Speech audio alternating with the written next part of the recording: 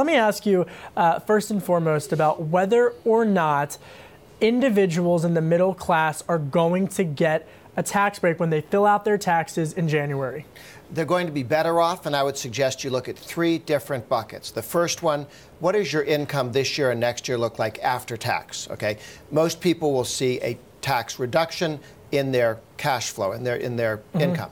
There's a second bucket, and that's what happens to your assets. If you have a 401k, an IRA, if you own stocks.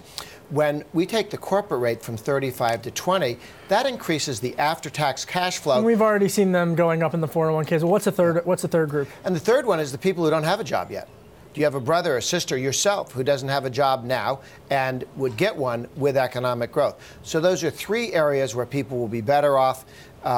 And I would you look at all the groups are better off. Is there somebody in the middle somewhere who, because they've invested oddly in tax deductible things, maybe one or two, but all groups will see significant tax reduction.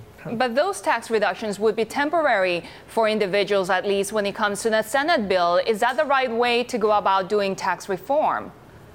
Well, interestingly, they're temporary if you believe that the Democrats in the future would not extend the tax cuts for individuals, would not extend the tax credit for taking care of a dependent, an aged parent, a young child. The answer is the things that lapse, the tax cuts that lapse, are the ones that even Democrats would have to extend. Remember, this happened with President Obama and the Democrats agreeing to make permanent 85% of the Bush tax cuts back in 2012. What we've done is laid out all the ones they're going to make permanent and said, okay, they can lapse. The ones the Democrats don't understand, the business taxes, those are permanent now. See, I think this is an interesting point that you're making, because when I look at the calendar for next year, I'm looking at about the spring when President Trump says he wants to take up welfare reform. And I'm hearing you on the point of the three different groups. But my concern is that if folks in the middle class in suburban Philadelphia, where I grew up, in Wisconsin, in Michigan, fill out their taxes come January, and they're staring down a Republican-controlled White House and a Republican-controlled Congress and don't see tax relief, that's a pretty big political wager. And the good news is almost everyone will see it. Of course, April, you're paying last year's taxes. You're paying Obama taxes, not Trump taxes in April.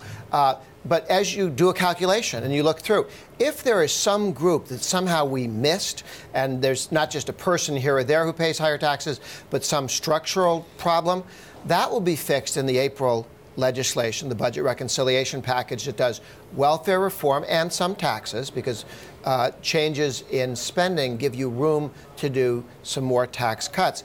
That will be fixed before anybody ever writes a check for higher taxes. So the chances that any significant number or group of people would be hit, close to zero.